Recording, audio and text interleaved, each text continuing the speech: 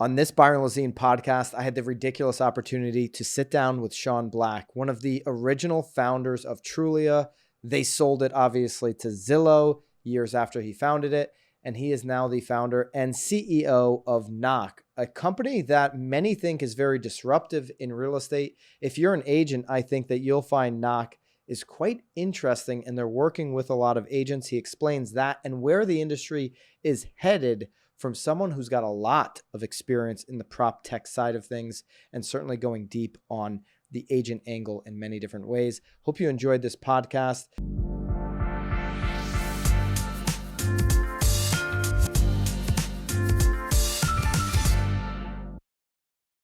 Here with Sean Black, the founder and CEO of Knock. And you just got off the stage at T360, so you should be warmed up for this. Yeah, I have a lot of coffee in me, so I got another half hour to go for sure. Awesome.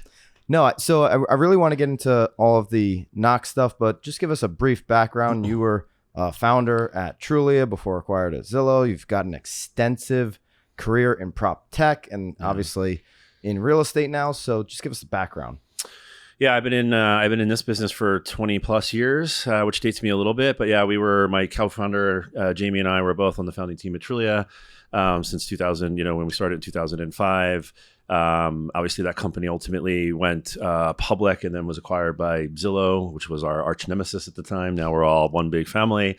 Yeah. Look, I talked on stage a little bit about the sort of where we are in what my co-founder Pete used to say is the evolution of real estate going online. He used to say sometimes revolutions come in evolutions, and I think we're in the third revolution of real estate going online. We call it the transaction revolution. Yep. What Trulia and Zillow pioneered was really the information revolution. And, the early 2000s were just like digital revolution, taking very schematic offline listings and MLS stuff, classified ads, putting them online. So we like to think we started 7 years ago and pioneered the transaction revolution along with iBuyers like Opendoor. And our goal is to, make the real estate transaction liquid and certain and convenient and make it look like, the stock market where it's an efficient marketplace with lots of information. And I think on stage you said about 5 years, you're hoping within the next 5, we will have solved that problem. Like the information problem is absolutely solved. Like Zillow, I call them the Google of real estate. Yeah. You're gonna look up a property, you're gonna Zillow it, just like you're gonna Google something. So or Trulia. About 5 years, or Trulia, absolutely. Yes, Trulia is still there. Yeah. So you believe in the next 5 years we'll solve that problem? So I think that, we're a lender, like we are your rich uncle, right? We give you and therefore your agent the power to go out as a all cash offer. We're giving you all the money you need to go buy a house without all the contingencies. We just give you the money and then we do the financing after the fact, right? Mm-hmm. And that was a wedge basically. It's a way to digitize the transaction and force people into the future, because as the lender, we're producing the vast majority of the documents around the transaction, and the ones that we're not, the contract or the offer, the appraisal, the inspection, all come to us because we're releasing funds. And that empowers us to be able to take all that data from multiple different sources and push it into the phone for the agent and for the consumer. So the consumer knows for the first time ever, by the way, exactly what's happening on both sides of the transaction if they're buying and selling with the home swap. And they know who's doing what next, and they're not having to call their agent, and the agent then doesn't have to call their lender and figure out what's all going on. It's a daisy chain. We're all in the app. We're pushing, notifying. Everything that happens is happening real time, getting pushed to the consumer and the agent. We can collaborate in the app. And so if the consumer wants to know what's going on with the loan application, they can just ask in the app, and the agent also sees the conversation. So I think in that we are going to get finally, I think, the entire transaction on the phone. And for sure, I think the next 8 years, so by the end of this decade, but I think the next 5 is pretty plausible.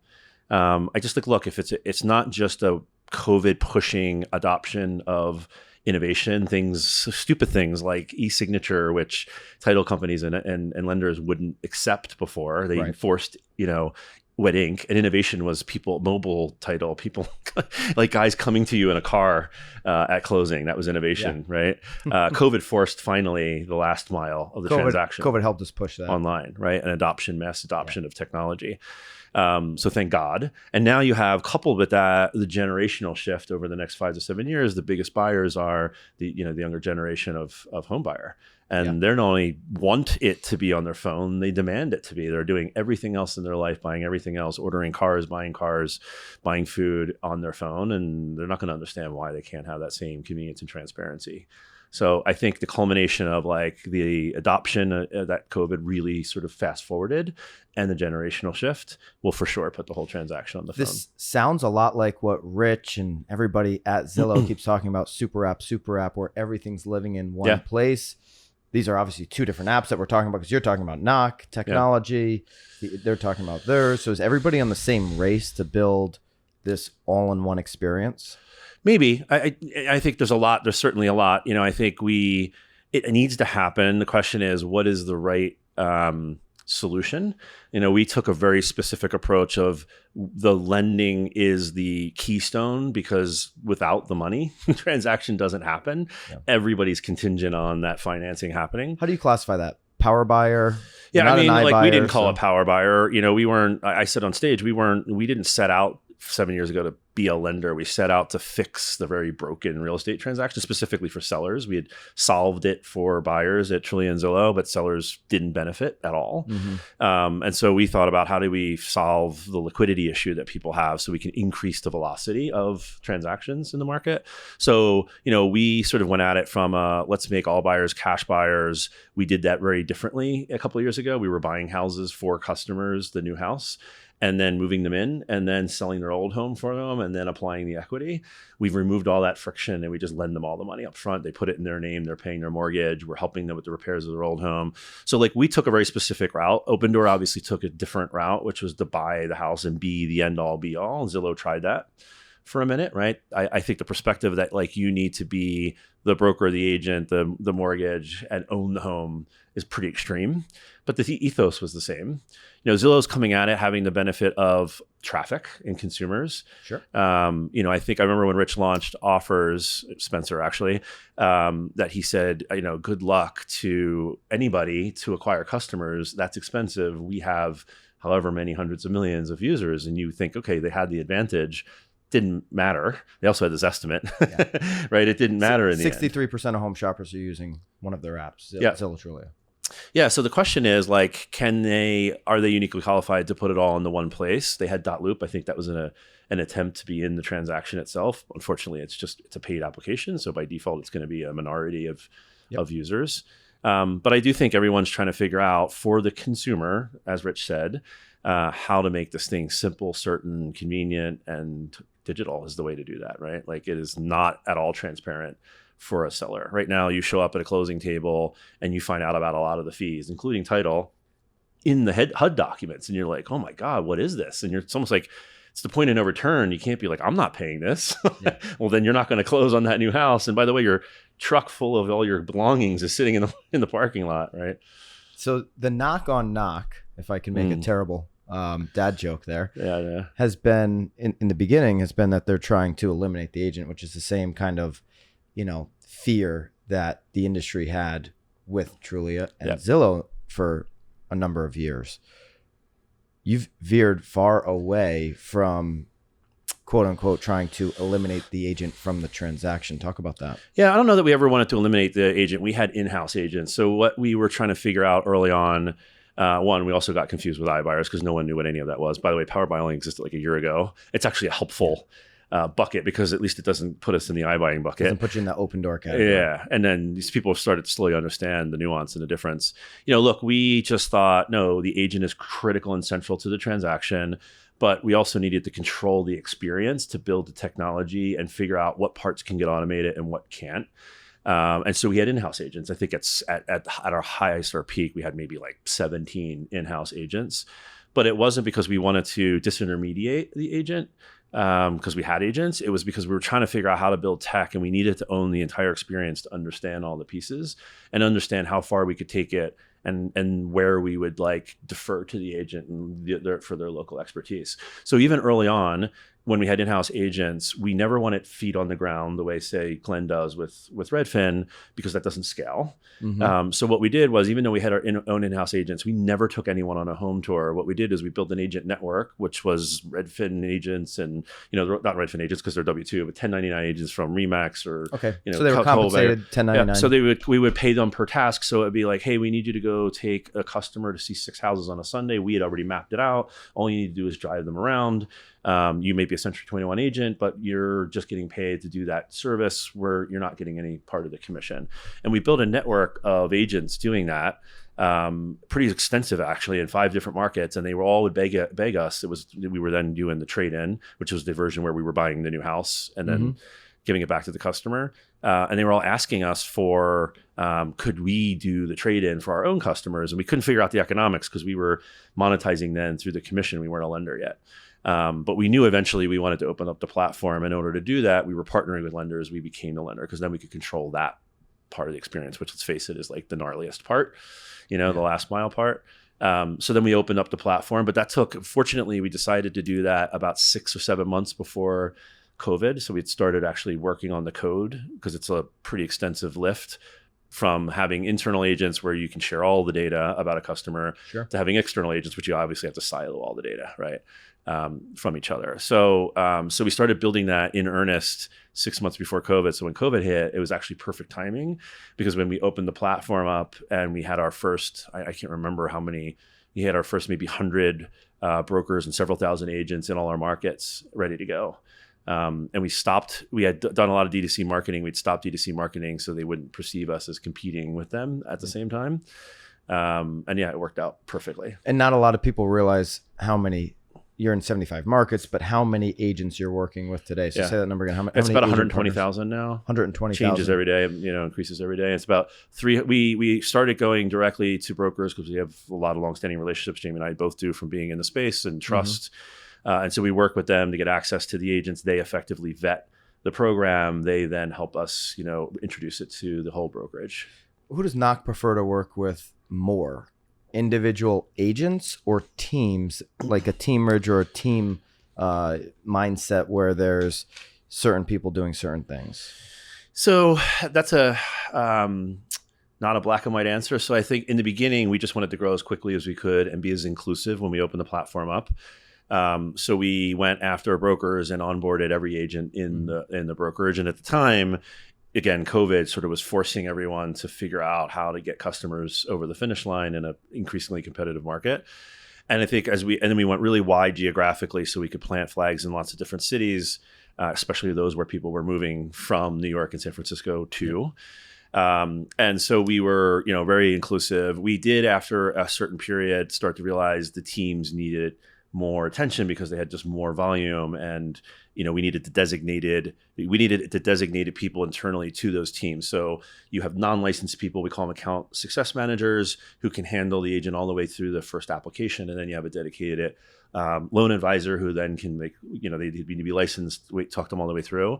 So I think we've increasingly optimized for the teams because they have a unique need. And actually, by the way, they have dedicated people on the team who can actually focus on this, as opposed to the agent, even a top producing agent, trying to manage both their customer set and also, some new kind of, probably more repeatable for your end working. Yeah, and I will say, as a business, right, as a tech business, you want to grow and you have shareholders and you want and we were, on a path to go public last year. You need predictable, repeatable revenue, and so teams, when you're trying to measure how well you're doing at share of wallet, it's hard to measure on an average agent who may do 3 deals a year how well you're doing, because I don't know, did they not send me a customer for 2 months because they don't like us or because they don't have a customer? So the nice thing about teams and top producing agents, we sort of define that as anybody doing 20 deals or more a year, is we know, if we should be getting a consistent flow of customers if we're doing a good job servicing them.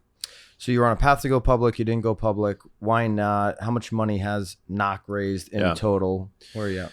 Yeah, so we around the time Open Door did their SPAC, and they were pretty much the first one with Chamath, right? It was pretty well received. That was a that was September of 2019. No, 2020. And that was pretty interesting to us because we were always focused on going public. We went public at Trulia in 7 years. We thought, wow, we could beat our own record and do it in 5 or 6. And obviously you can do it a little earlier in terms of like where you are in your growth trajectory, or you could as a SPAC. That was the promise. It was based on future earnings, like 3 to 5 years instead of 1 year. And so we went full steam ahead on that, hired Goldman Sachs. It's all very public. We chose a SPAC partner, which is actually now also public, who was represented by Morgan Stanley. It was incredibly well received. We went out in May, and the market just basically for SPACs just suddenly paused. Yeah. And it had done that twice before, including November of the year before, but then it just like started ripping again after absorbing some of the supply. But it was clear by midsummer that it wasn't coming back.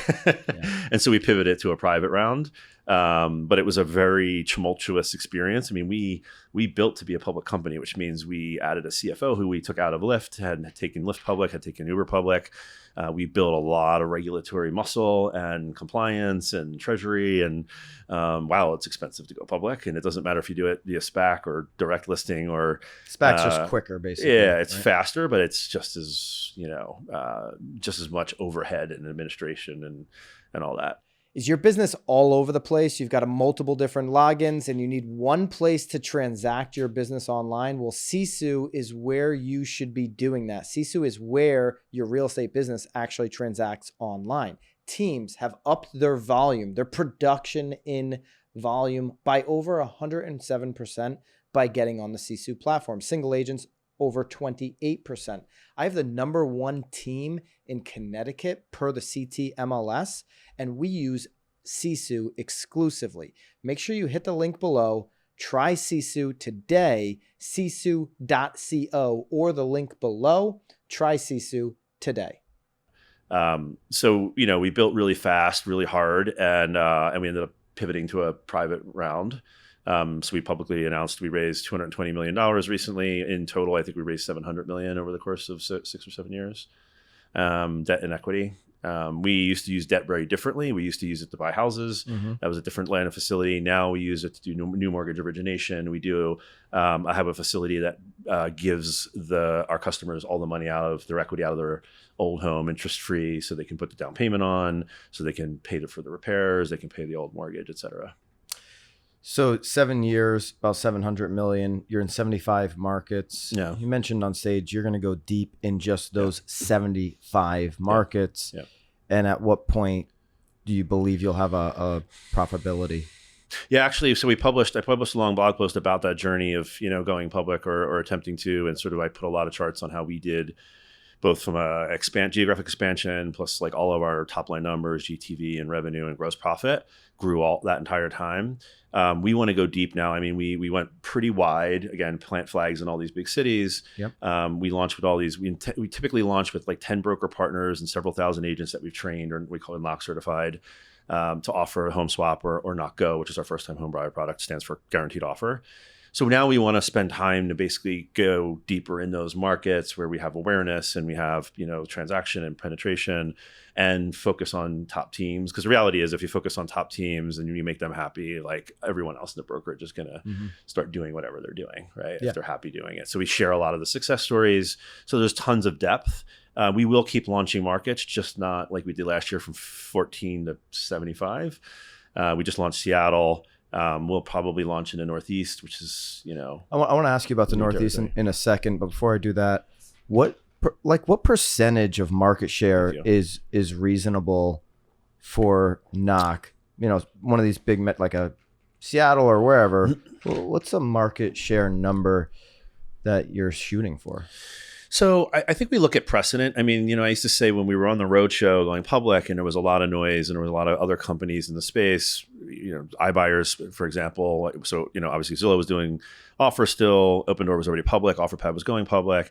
We'd have to explain to Wall Street, like, hey, like if you add us all up, including Zillow Offers at the time and Opendoor and OfferPad and any other innovative company in the transaction, we're all less than 1% market share together, right? And despite having raised billions of dollars, right? So there's tons of white space. And now it's about 1% with Opendoor, right? It's just about 1%, I believe. You mean a total now? If you put Opendoor in that same butt like everybody, it was less than 1%. Then, but I believe now it's about 1. It might be. I don't. Yeah. I don't know what their most recent numbers are. I know they had like they started in Phoenix, so they had much higher. You know, maybe close to 10% market share. I don't know what that looks like now, given how competitive it is. But my point was like, there's tons of headway, and we looked at the trajectory at which other folks had gained market share. Obviously, they were one of them. Redfin, it takes something like 7-8 years for them to gain about 1% market share. In our early markets, it took us actually with the trade-in where we were buying the new house, it took us about 2.5 years to get to 1%. Now it's taking us about 1.5 years. The question is like, what percent we get versus what percent ultimately just completely get digitized in some way, shape, or form. And I think it's ultimately all of them. I can't imagine a world in 10 years where people are still doing it the traditional way. If you think about the customer will age out to some extent, right? So our parents who are probably a little bit technophobes and don't want to necessarily embrace highly technical solutions will by then have, have moved on and, be in a different kind of home, right? Whereas the younger generation of buyer. So I think for us, like, I think we should be in the double digits and again, because we're going through agents, right? So we have, if you look at an iBuyer, they're attacking the 10% of the market that doesn't have an agent because they make you use their agent, their in-house agent.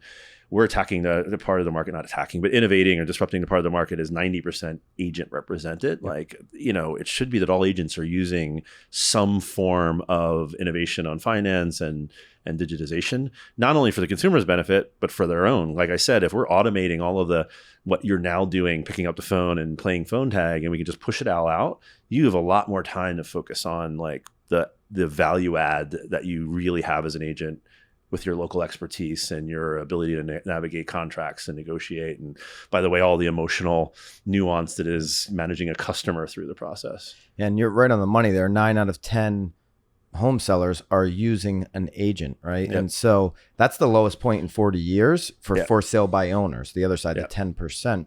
When the transaction is 100% digitized, you can do it all in an app or on your phone, and everybody is doing it that way. Are 90% of people still using an agent? Yeah, no, I think so. I don't think being digitized, I used to use the analogy that like we want to be Airbnb, and I have the chief security officer at Airbnb on our board, and it was a bad analogy because there's no middleman because you're renting for a couple of weeks or months. Like it's not a huge high risk, right? And Airbnb ultimately guarantees if you're not happy, they'll put you up somewhere else, right?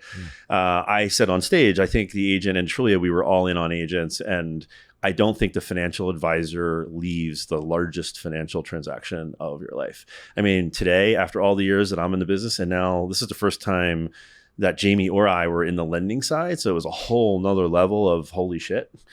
And I will tell you, I wouldn't buy a house right now without an agent. There's no way. I have the benefit now of knowing who the best agents are and getting a referral. I was going to buy in LA, and I'm good friends with Maurizio Manzi, and I said, hey, I'm looking in LA, who would you refer me to? He's like, me, I'm going to help you. I'm like, he's great. still in he does. He production. manages a huge book of business. It's amazing. And I'm like, great. I feel really good about that. Yeah, absolutely. So you mentioned the Northeast. It's interesting. Zillow offers or any of these innovative open door, Knock. You guys aren't there yet. Why is the Northeast always last for these type of disruptors or innovations? Simple. Snow, man. The weather. Right. If you think about it, I went to school in Boston, lots of friends in Boston. I see their Facebook posts when there's 8 feet of snow, and middle of winter, no one's buying a house when there's 8 feet of snow. The market definitely. It freezes literally. You can look at almost every single Northeast market in the last 20 years, and it is like this. Meaning, so if you're watching and if you're listening, you don't see what I'm doing with my hands. The graph is up, down, meaning seasonality to the business, right? You can set your watch to the seasonality. Yeah. So we focused when we launched markets. Atlanta was our first market, and everybody thought we were headquartered there. We weren't. We had two methodologies for where we launched markets. The first came out of actually Trulia in 2008. Mostly Pete was on CNBC every other week talking about real-time search data as an indicator of where we were because, all of the, data from 3 months ago wasn't really helpful, right?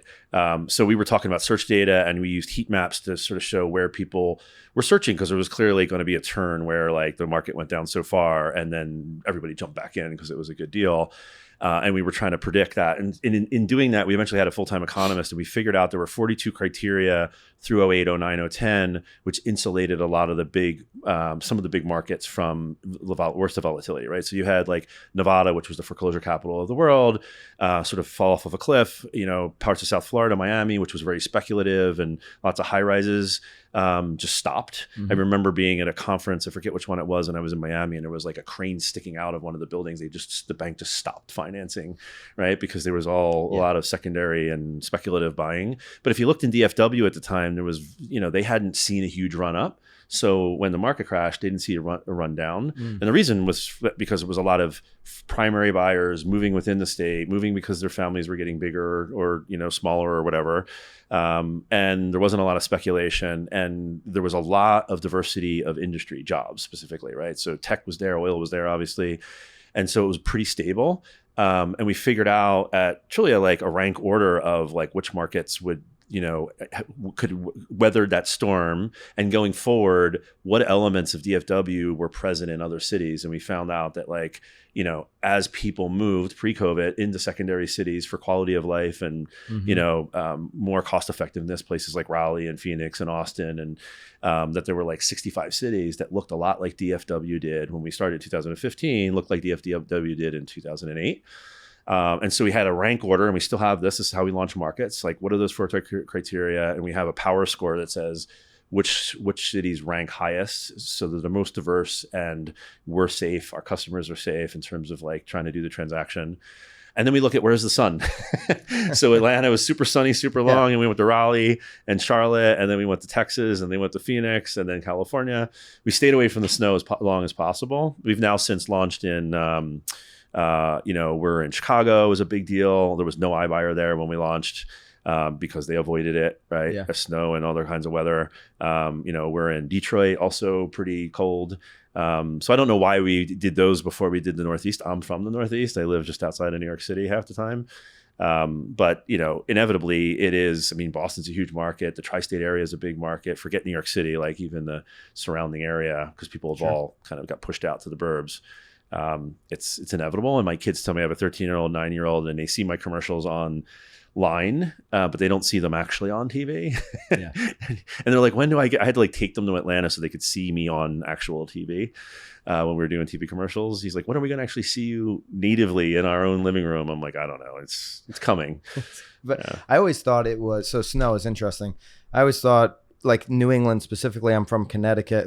I live in South Florida now, but New England specifically, outside of Boston, I always thought it was because you could have a 100-year-old home, a 200-year-old home, part of it, next to a brand new home, next to like, I don't know, 1,000 square foot ranch. So in South Florida, you can go into a community and be like, okay, here's 650 homes. There's 7 floor plans, and they're all 10 years old. So it's very predictable where the Northeast is fragmented. Yeah, well, separate Boston from that's northeast from like the tri-state area. Take the city out. You're right. I lived in Boston for a couple of years, and even from like area to area, like in Wellesley versus like up north, it's older and like completely different. You're right. The houses are not commoditized at all, uniform, and it's really hard from a data perspective to understand, because we do take risk on the sell side that we're predicting how long it's going to take to sell, how much equity you have, and we're lending you that equity.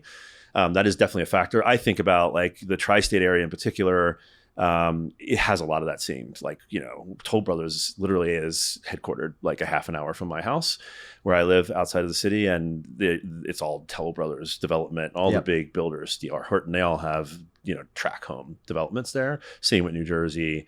New York, less so obviously in the city and some of the outer parts. But you start getting out into, Hudson Valley, and it's, not the farms and stuff, but there's a lot of track. Long Island. Yeah. Those markets, it'd be easier. It would. Manhattan, no time soon, because you just can't predict. It's its own beast. Yeah. It's its own market. It's like San Francisco. Yeah, it's very unique market. Yeah. We're able to do, we've been in Southern California now for 6 or 7 months. And Maurizio actually encouraged me to come there, because I'm like, I'm not going to do multi-million-dollar properties and take the risk. And he's like, no, man, 80% of my business. If you go to Maurizio's own, like on his listings on the agency, you see like, hundreds of millions of dollars properties, but he's like 80% of our volume is like 2 million and under, right? It's sort of like the average LA person buying a home little slightly more than average Phoenix person. But the meat and potatoes up and down the Southern California coast is still, a reasonable amount. We're not in Santa Monica or Beverly Hills because those people don't need us anyway, right? They have cash. Absolutely, yeah, and those are moving a lot quicker and a lot more often. So, what's next for Knock? What's the next 5 years look like? You think you're gonna? I know we talked about going deep onto these 75 markets. Is it going to look like 150 in 5 years with everybody digitized? What's it? Yeah, look, I think there's a lot of for lack of a better word, grinding. I said if last year was like an incredibly exciting, stimulating roller coaster ride for all of us, the whole sector. And I think the good news is now we're all very focused on, I know we said it in the blog post, profitability and sustainability. I said to someone recently, I want to run the boring company, not Elon Musk's tunnel boring company, but the actual boring company. Make Knock boring. Yeah, I just think it's just a lot of executing and maniacally doing this because real estate, it doesn't change as fast as we would all like it to. The current conditions are forcing it. Hopefully that continues as the Fed does what it does, but we just want to execute and, go deeper and sort of reach more consumers. I do think in the space in general, you're going to see consolidation. We saw this, in 2008, the music stopped. There was a lot of money going after Proptech and, sort of ankle biters, we called them at Zillow and Trulia. And literally, unfortunately, I think, the music stopped and like Zillow and Trulia were really the only ones that came out of that. Redfin was already there and they came out of it. There were a lot of, for example, Glenn had tons of discount brokers, online brokers. I don't know of one except him that sort of, plowed through it. Absolutely. I do think you're going to see a lot less, especially at the later stage, money going in. So I think those who sort of have entrenched us in power buying and open door and iBuying, you're not going to see tons of competition coming from them. What I hope you see is lots of completely new innovative things. And some consolidation from the folks in the space. I'm excited about the transaction prediction because I from an agent team perspective, I think that would make their lives a lot easier, their business more predictable. I mean, how much of an agent spends just doing redundant manually data entry or marketing stuff that and that's why teams exist, right? Because they can get a more junior person who can focus on whatever it is, like showings or answering the phone or entering stuff into the MLS, which is not a good use of a really top agent's skills. Yeah. But a lot of that can be automated, right? Right after you spoke today, and then we'll wrap this up, Tamir, the CEO of Real Brokerage, he said he predicts that 50% or about maybe not that high. He thinks another 400,000 or 500,000 agents are going to switch from traditional brokerages into, Real is very much similar to EXP, that new model of brokerage, tech-powered brokerage, that half of the agents potentially are going to switch over from traditional. Where do you see traditional brokerage in the future? I talked about this on stage a little bit, and I said the parallel was when I went to school in Boston, Polaroid was on 95 128 corridor. It was very visible. It was it was an icon, and they had created the digital technology for photography quietly in a building behind the main building and sat on it because they couldn't figure out how to get money out of it, and they didn't want to cannibalize their print business. And unfortunately, it got done for them. Yeah. And I said, similarly, I think, brokers need to figure out how to digitize. And if they don't, I think they're going to become as irrelevant as Polaroid is now.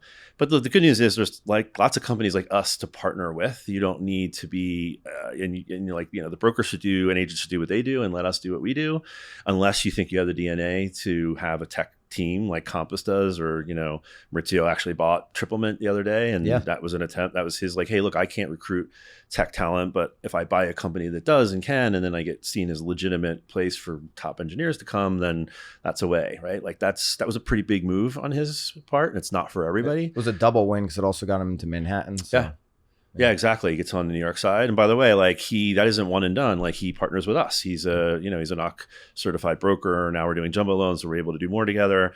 So it's, there's lots of opportunities, but if you resist, I think you're going to become just as irrelevant as Polaroid was, right? I sort of said, I got to know the guys at Place and I know the guys at Side, and, it does feel like there's a broker as a service feels lighter.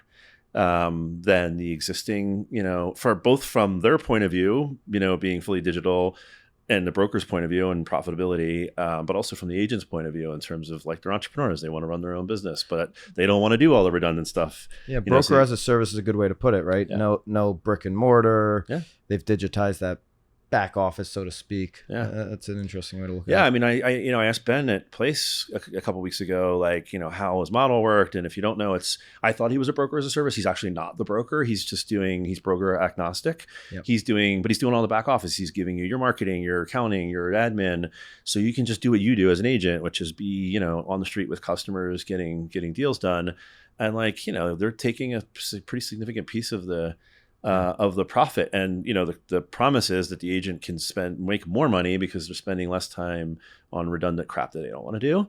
And I thought, like, well, doesn't the broker do that? And he's like, they're supposed to, but they're not doing it. And I thought, wow, like, if you're a broker, it's one thing not to compete with like search and lead gen and, Zillow, or even realtor.com for that matter. But you should at least be doing the back office part. Like, that's a no-brainer. Right. Like, you're letting someone else come and add the value that you can obviously add. Right? Yeah, I mean, before companies like Place or Side or whatever started doing that, it was really the emergence of teams that was like, wow, mini brokers. There's all these agents in the office that are not getting the service, so let's start building that out as a team. And now, that's moving at scale. So we launched in, I think Phoenix was our third market, and we launched with a Berkshire Hathaway broker who, 3,000 agents in Phoenix and Vegas and in Southern California. And he said, and this is 3 years ago, he's like, I think of myself as a broker of brokers. I'm not going to fight the teams and watch them walk out the door. I'm going to help them become mini brokers and do what I think I can do to make them successful. He said, so if you come into our office, it's like clusters of teams basically, and they're like mini brokerages, and I'm empowering that, not fighting it. Right? Yeah, I think that's the way for all of this stuff. It's going to happen, whether we like it or not. Just like there was a lot of brokers upset when Trulia and Zillow opened up transparency for consumers. When consumers want more ease in the process, it's going to happen. Yeah, they're going to pull it through, right? I mean, and we at Trulia, when we launched, I'm sure Zillow had a similar mindset. We had no monetization for a couple of years. And the reason we didn't was because we were just trying to get brokers to give us their listings. And we didn't want to owe them anything for it, because we didn't want them to say, we'll give you the listings and money, but you got to not do this, which is effectively what Realtor had the problem of with the MLS restrictions, right? And we said, no, we're going to build for the consumer, eventually monetize. You can participate or not. But if we build it your way, we'll effectively build your website and no one will come, and then it won't matter.